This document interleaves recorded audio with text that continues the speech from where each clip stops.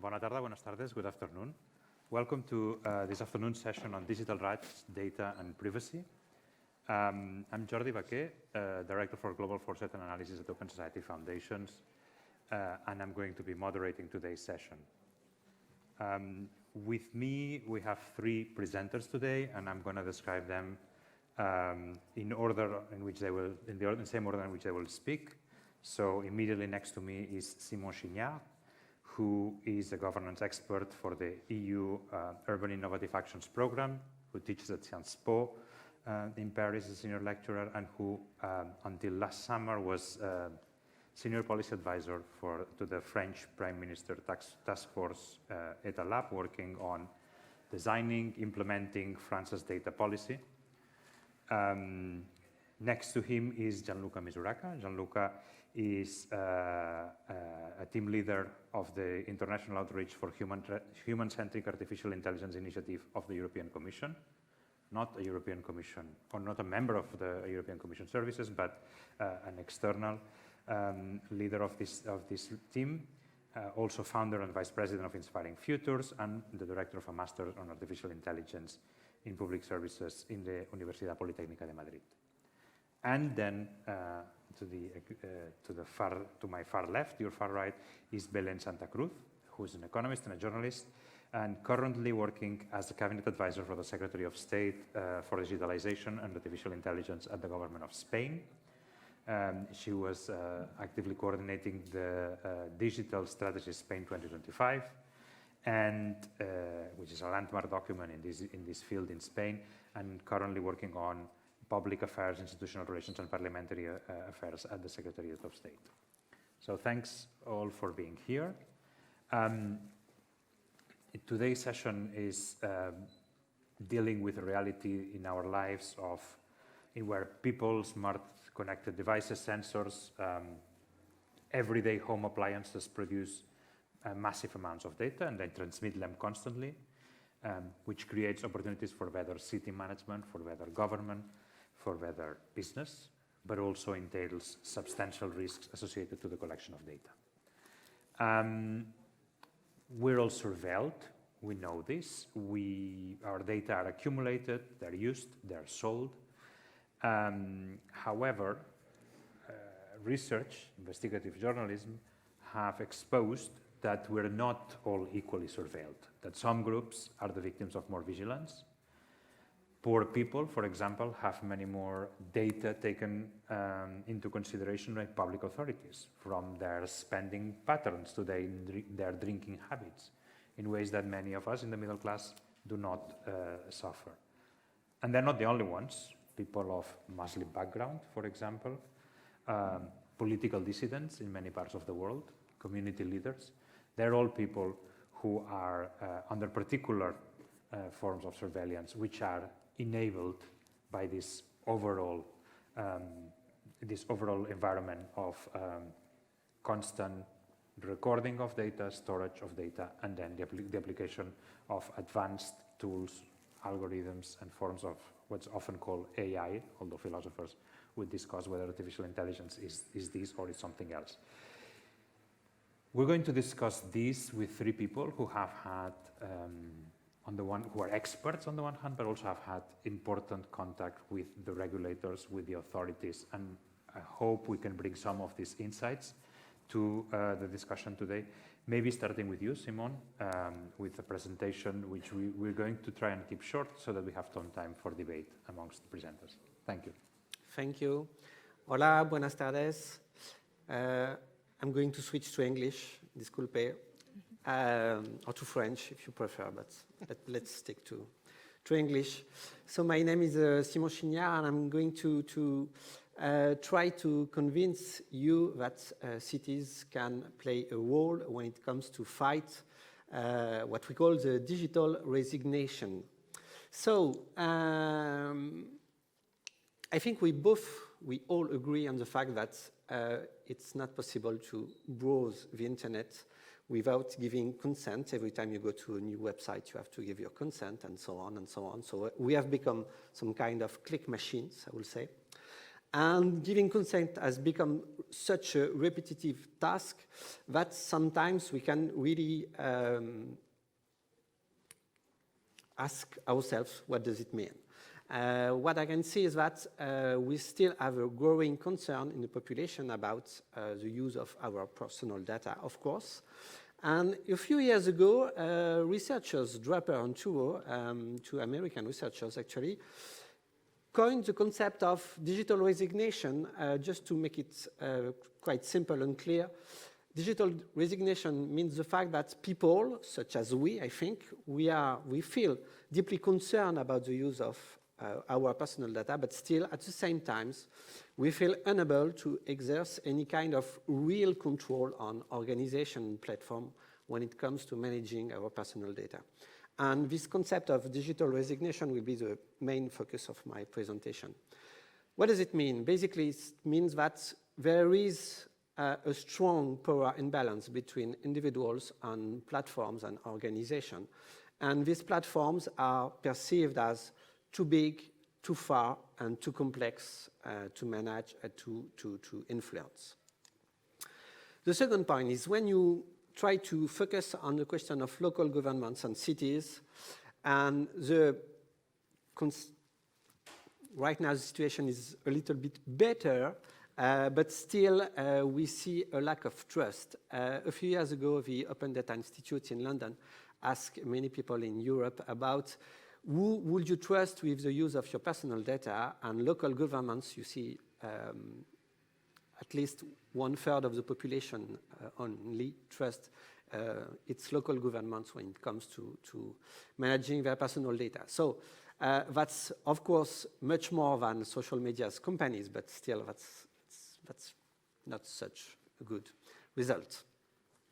So my thesis is that I think that at the local level we can try to fight this digital resignation feeling, and it means that we need to go beyond the traditional smart city approach and to put citizens in the data governance of these smart cities.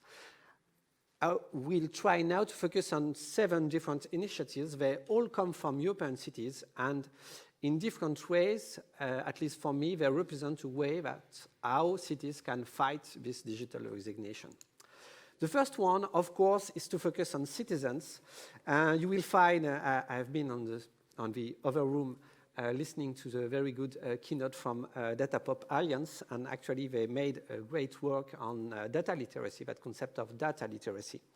And we have seen many European metropoles, such as Amsterdam, putting on data literacy program to raise public awareness on data and algorithm. It doesn't mean that we will all become data scientists. I don't want to become a data scientist, at least. I'm too old for that. But still, there is a lot to do to increase public awareness. That's just one policy options that cities can put. The second one, of course, is to promote transparency and accountability. We can speak about open data portals because there are lots of open data portals in most European cities. But we can see now some kind of new initiative about AI register, such as in Amsterdam or Helsinki. And I think that's a new way to make this system more transparent and hopefully more accountable. Another one, you said I come from France, and more precisely, I come from Brittany, and even more precisely from Rennes, which is the capital of Brittany. And in Rennes, we developed a data sharing platform called Rudy, and with a strong approach on this self-data approach, meaning that we want we want to give users a way to give consent, but not becoming click machine, but more giving expressive consent and so on. And I definitely think that we need also a legal framework for B2G data sharing, and not only on business to government data sharing, but also on business to people, to governments, and so on, to make sure that we include citizens when it comes to that kind of data sharing. Another initiative, of course, we see cities taking public engagements, collective ones, such as engagement from the cities for the Coalition of Cities for Digital Rights. I think Barcelona is one of the main founding members of the coalition. but also from specific cities, such as Nantes in France, with Charte de la donnée métropolitaine, Metropolitan Data Charter, which states that the city forbids itself to use artificial intelligence system for automated decision making, which is quite interesting to see. Another initiative coming from Germany, from Berlin, Digitalization platform, which is the way the city is trying to help local associations to use socially responsible system. And so they provide a platform with forum, discussion forum, and so on. So that's another initiative that you can take as a city council. And one from Barcelona, of course. You can also try to build your own open source tool. I definitely think that's a way not only for users, but also for city council to take back control, because this big platform, as I said, they are too big, too far, too complex. And one way to fight this complexity is also to try to localize this infrastructure. And last but not least, again, in terms of infrastructure, you can try, as the city of Paris is doing, to build your own cloud and network capacity. Just I have 5 seconds to conclude, and with maybe an open question. I'm looking forward to Gianluca and Belen to address this question. Michael Bloomberg famously said about climate change, nation talks, but cities act. So I'm curious to know how cities could act when it comes to fight this digital resignation. Thank you, thanks. You're welcome. Also for sticking strictly to the timing, thanks very much. And Gianluca, you're next. Well, thanks, Jordi, and thanks, first of all, to the organizer for the invitation. And it's a pleasure to be in person in an event in beautiful Barcelona. So, and well, actually, I don't have answer to the question of Simon, but actually I have more open questions for all of you, all of us, because I think we are really in a very exciting moment with a lot of challenges, but also possibly some breakthrough that can really change humanity, I would say. And this is also, in my presentation, as Jordi said, I will focus also on the human centricity of governments in the age of artificial intelligence. And as he said, just to remind myself where I come from, I've been most of my career working in institutions. In the last 12 years, I was working for the Joint Research Center of the European Commission in Seville, where I'm still based. And now, as last year, I moved to the real world, let's say, and now I'm leading the AI for Gov Master for a group of university led by the Polytechnic de Madrid, but also this initiative of the European Commission that I'll mention later, called in short InTouchAI.eu. And also, of course, I'm obsessed by the future. So like Jordi, I guess we are fan of Foresight. So I have my own venture on inspiring futures. So, and clearly last year, of course, we all will remember 2020 for the COVID pandemic, unfortunately, that anyway is going to stay for a while, I suppose. But also we probably will see this as a crossroads for artificial intelligence that came up as a new normal, although it's nothing new. I mean, it's been there since many decades, but clearly now is somehow everywhere. And in fact, of course, COVID was prominent. The documentary, the film on We Need to Talk About AI somehow passed unobserved, but it was actually raising some of the key questions that I also, with colleagues of the Digital Future Society, addressed in a white paper that I will mention in a second.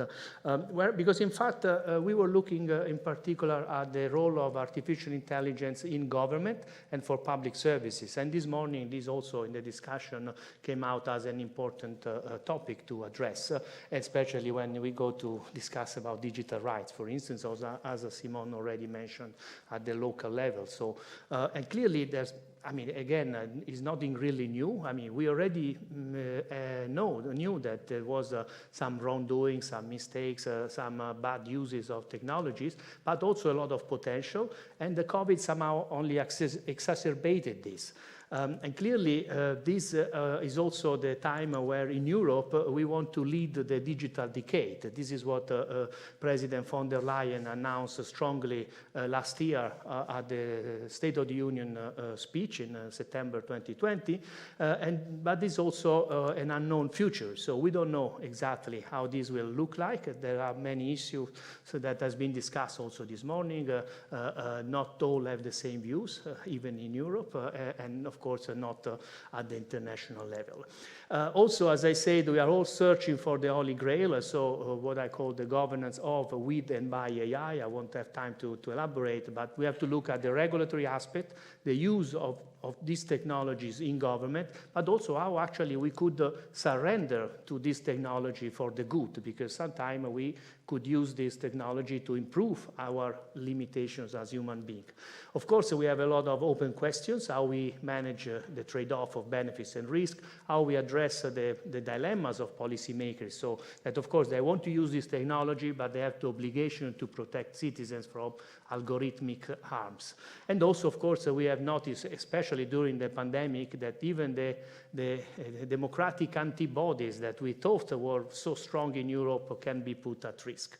And this will be something, as has also been mentioned this morning, and there are cases in very liberal and democratic countries that have shown this. Now, in Europe, with the EU AI package that was presented the 21st of April, we have exactly this combination of a regulatory approach that somehow mimic the GDPR. On the other side, we have also the coordinated plan of AI that has an ambition also to bring, to make Europe the global hub for human-centric AI, so differently from other regions of the world that have different approaches, different principles, sometimes even different values. And this is also somehow the debate, someone say the rhetoric about digital sovereignty, and also the global governance of artificial intelligence that are two sides of the same coin.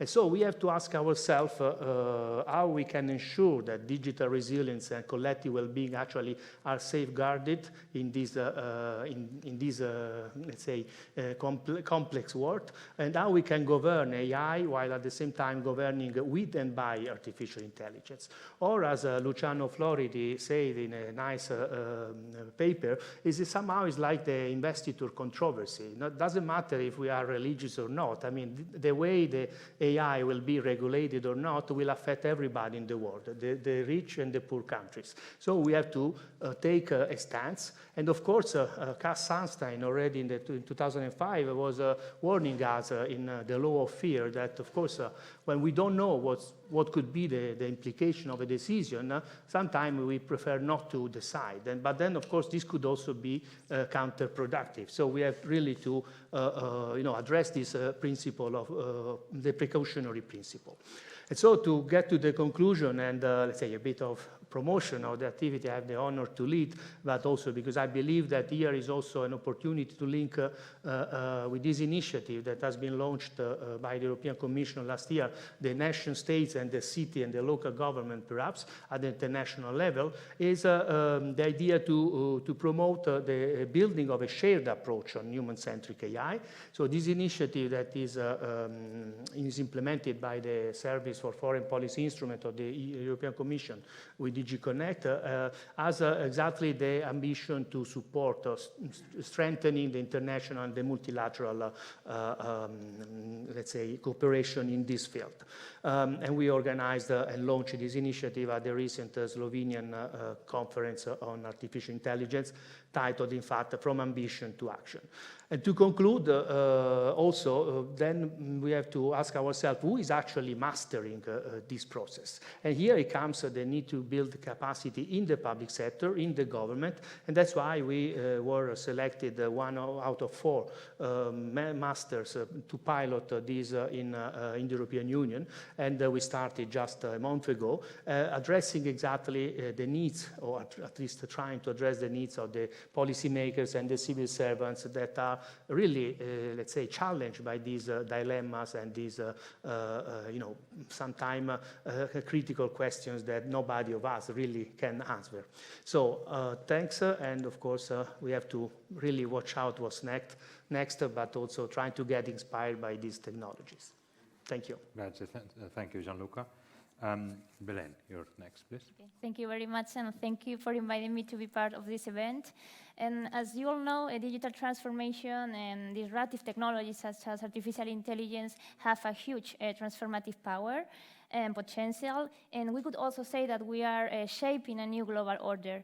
So for me, we could talk about the impact of digital transformation on 3 main areas: power relations, a new economic, social, and political model, and also our rights and freedoms. I'm sure that we have a great opportunity to modernize, reinvent our economic and productive model, but also increasing our social justice and social well-being. However, we are facing a huge challenge because we are facing new scenarios, new circumstances that need to be resolved by adapting and reinterpreting the law and our rights. So what is the most important for me is that the success, taking the opportunities of digital transformation, depend on our capacity facing that challenge. And for that reason, I think that we should take into account 3 key points when we are talking about these issues.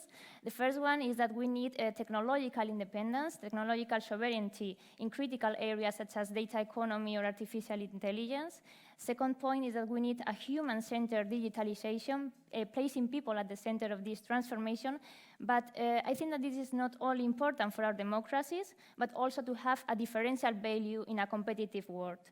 And third point is that we need to adapt and update existing legal and regulatory instruments. So in this context, I would like to focus on digital rights. I think we need to ensure that our rights and freedoms are protected in this digital reality. And public sector working together with the private sector have the responsibility to adapt these rights and obligations, but also to eliminate uncertainties about what can and cannot be done in this digitalized reality. So to do so, the government of Spain presented last summer the Charter of Digital Rights. It's a document that it is not normative in nature, but it seeks to adapt and update existing rights to these new digital circumstances, but also to include new and specific rights in areas such as neurotechnologies or artificial intelligence. And I would like to highlight some important points I consider from this Charter of Digital Rights.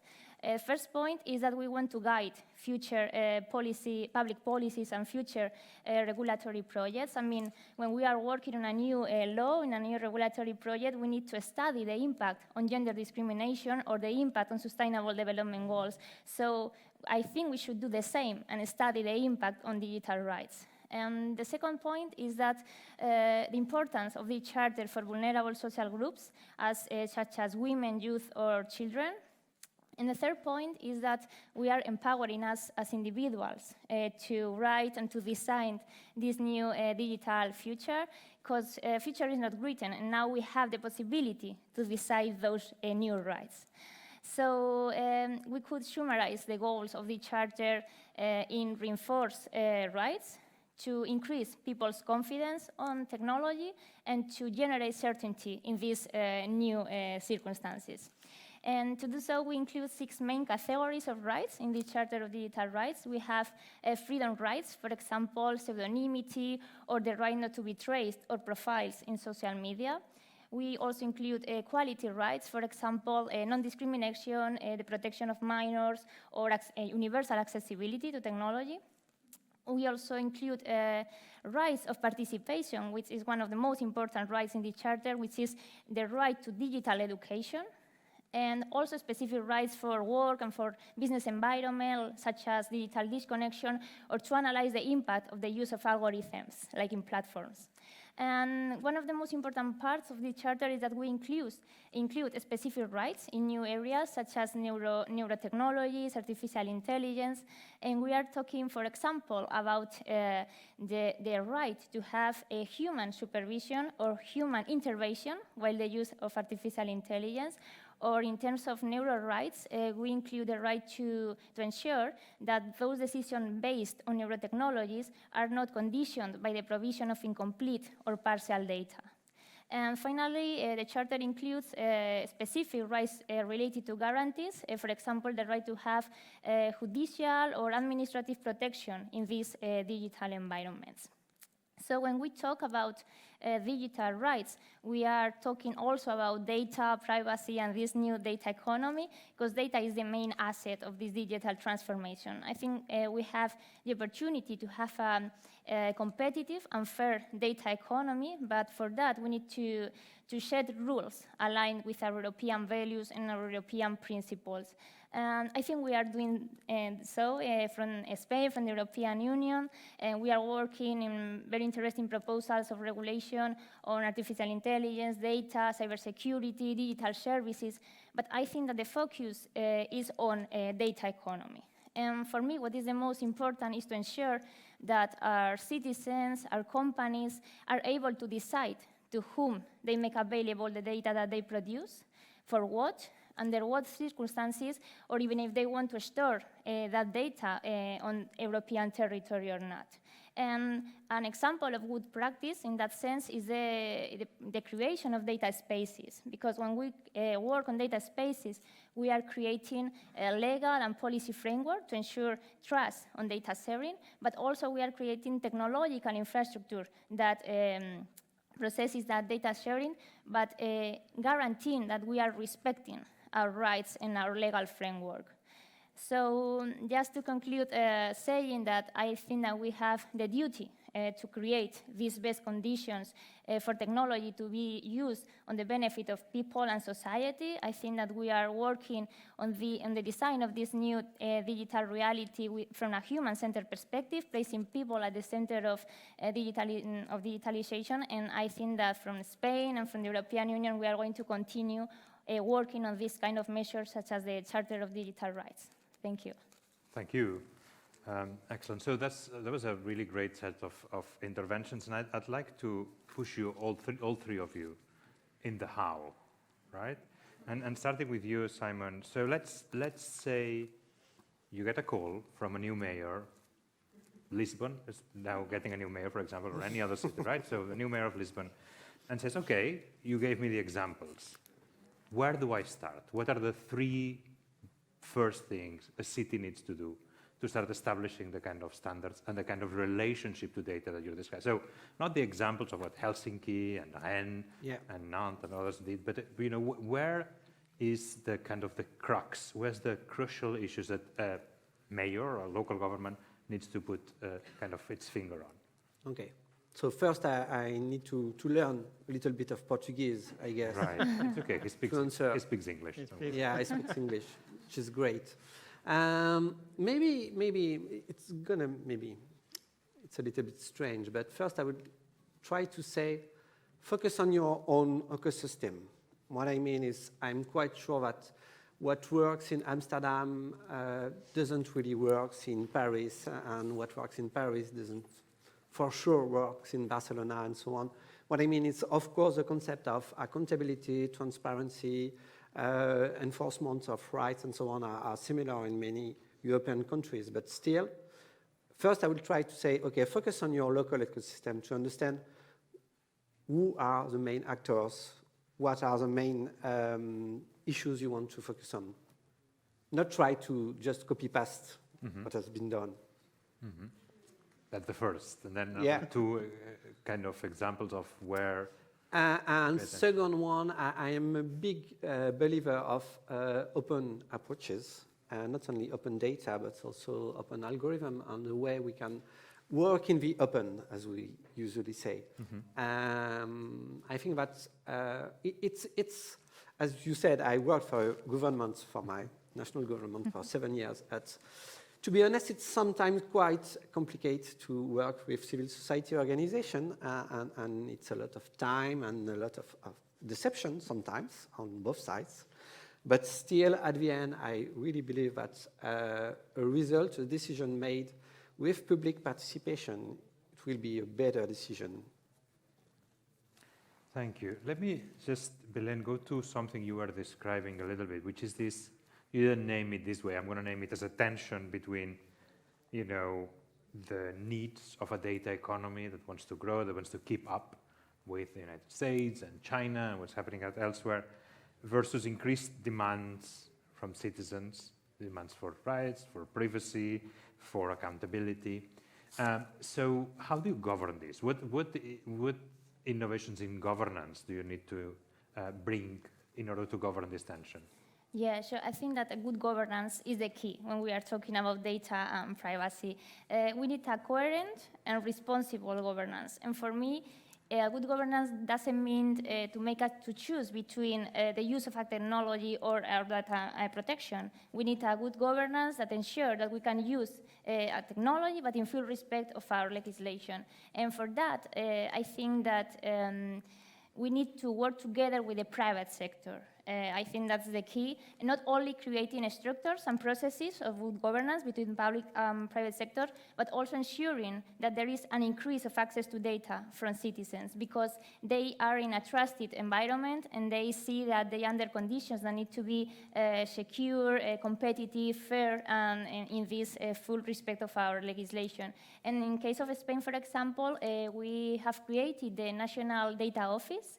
And from this office, we are working very closely with the private sector in the creation of the national hub of Gaia-X. Gaia-X is an European initiative, and now we are creating this national hub. And in terms of governance, we are designing the rules, the processes with the private sector, for example, in the creation of a data space in tourism. And I think in terms of governance, the key is to work together with the private sector, to listen the needs, and not to try to set out rules if you don't listen what are the needs of the industry and the private sector. I work a lot with activists in my everyday work, and that answer would immediately say yes, because big technological firms have massive public affairs investments, and they're super ready to go and talk to the governments, push their agenda. Are governments really reading through this?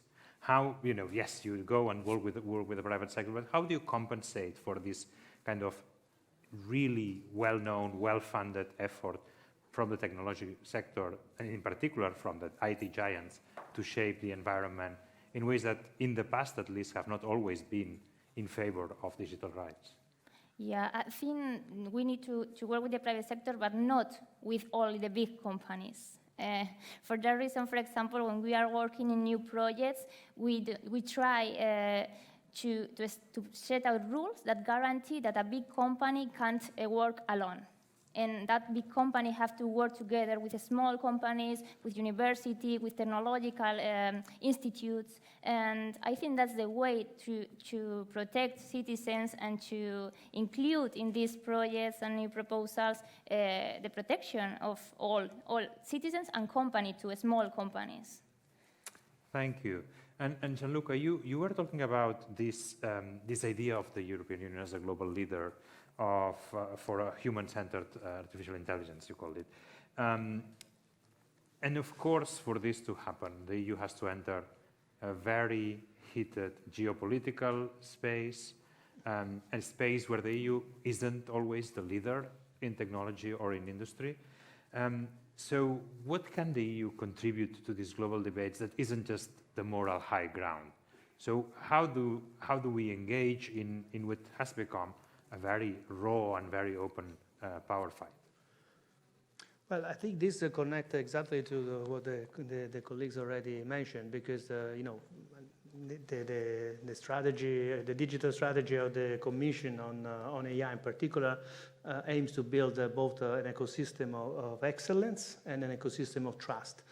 On excellence, so the research and also the industry in certain areas is quite advanced in Europe. We have, you know, some very good, especially scientific developments. And what sometimes we miss is the move from the idea to market. On the other side, the trust is true that even in Europe is not so high, but still we have the values underpinning our society, and that we have now faced with the COVID pandemic are still quite, let's say, important. And so this is something where we can really say, okay, Europe is still, there is still something good. Now, in that sense, to be more concrete, as Belen was saying, we have to work also on the governance aspect.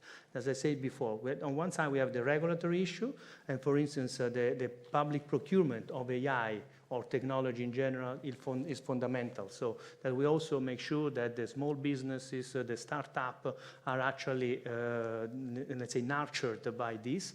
And this is also where the debate that sometimes is a bit rhetorical because we don't really have data or evidence to confirm a certain statement on open source strategies and software is important, because there is where we can have a different perspective with respect to other regions in the world.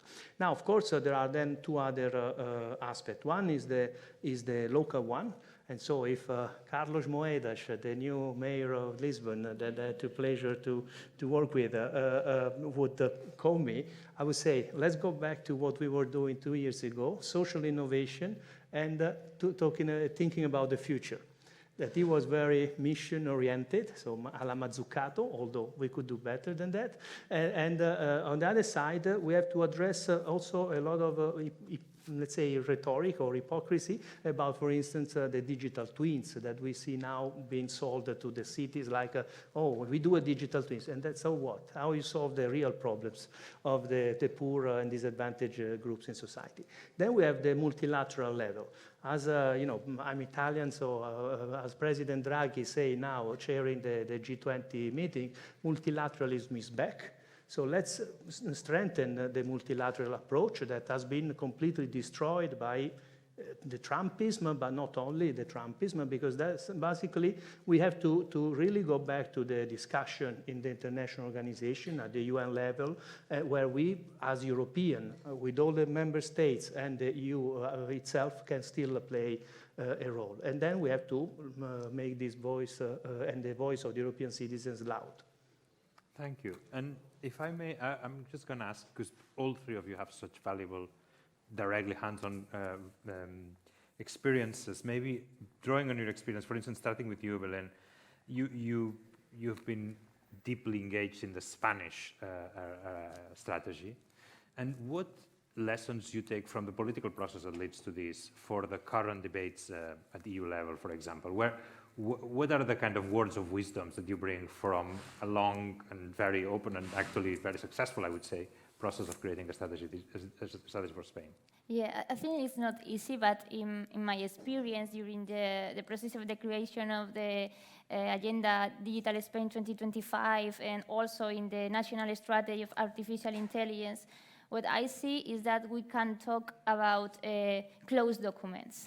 It's very common that governments present a strategy and then they go full right to put in place different projects. And I think that's a mistake, because every year or every month, if you need to revise and analyze the project, because technology goes very fast. And especially in terms of artificial intelligence, we try to do that every year. We revisit the strategy every year, and we change measures, because artificial intelligence changes too. And also the second lesson is that we need to work together with the private sector. I come back to have a good governance, because you need to hear with the sector and the industry demands. And in the case of Spain, we are working through call for interest, for example, in green algorithms for the ecological transitions. We haven't written the project yet. We have launched a question to the market, to the private sector. We need to listen what are the demands, and then we will write the project. And I think that's one of the main lessons for me. Thank you. And Simon, what about because you've been active in and you've mentioned it, the open data field, and there's been important victories, some disappointments also in this fight. Any lessons from that, that kind of years-long effort for open data that we can be brought into this area of digital rights and AI? Yeah, I think one major lesson is we should have focused on the impact first, and saying that way it's evident. But right. Back then we started saying, okay, we need to open data first, and then we will see what's going to happen. And I really think that we should focus right now on the potential impact. Of course, to make sure that the positive impact can occur, but also to be able to prevent, or at least to think about the negative impacts, but focusing first on impact. Thank you. And now to you, Gianluca, any lessons? I mean, you've been very active, for example, in open government initiatives. Also, again, you mentioned the participation of citizens as being crucial. And how is this relevant to this debate about digital rights and the new applications of artificial intelligence? Well, it's very relevant, and hopefully will be, let's say, advanced better than what has been so far. Because I remember when I was directing another master 15 years ago, I mean, at EPFL in Switzerland, and we were bringing students that were all executives, ministers, etc., to different places in the world, including in Barcelona, because in 2005, Barcelona had a very, let's say, prominent vision about, you know, a new digital city, open, and an open society. I mean, and somehow this has not really, in general, let's say, fulfilled completely the promises that we have seen at the beginning of the century on really having citizens participating, you know, the e-democracy, e-participation, often, unfortunately, has still remained a wishful thinking, let's be honest. Now we have the opportunity, also because of this technology, to revitalize this process. Of course, this means that we have to really change, and not just announcing the changement of the governance structures. Because, of course, and you know, I'm sure that, you know, in some disciplines in design, like in Foresight, you have the framing, the reframing, and somehow also the meta-framing. So we really have to change completely the way these the structures and the organizations are designed, and because we are still governing this digital world with a Weberian infrastructure, and this is not possible. So we really have to be, let's say, disruptive and bold enough to make this change happening. Thank you.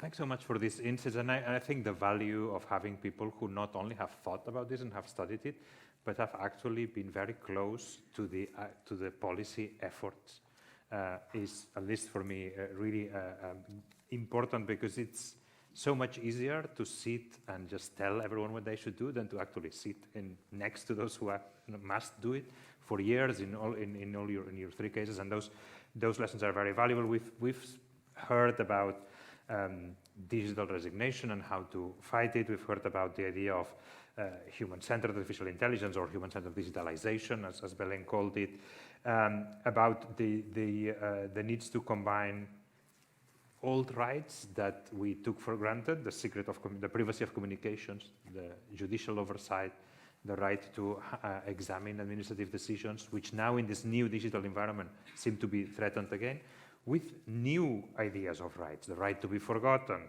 the right to disconnect, the right for a human oversight of a machine decision, right? So this is a new area of rights, although they are all connecting to the old human rights. And this idea of connecting the ecosystems of excellence with the ecosystems of trust, and if I may say, the ecosystems of rights, right, in the end. So thanks so much for these sort of visions from the practice of trying to regulate, trying to bring these perspectives of the common good of rights and liberties into this debate, today's debate. We're going to finish the session here, and we don't have time to open up the sessions, but luckily we're still ahead of the next sessions by about 15 minutes, which means that if you have any direct questions to our speakers, I'm sure they will be happy to share them with you. Thanks, everyone, and thank you in particular to the speakers today. Thank you.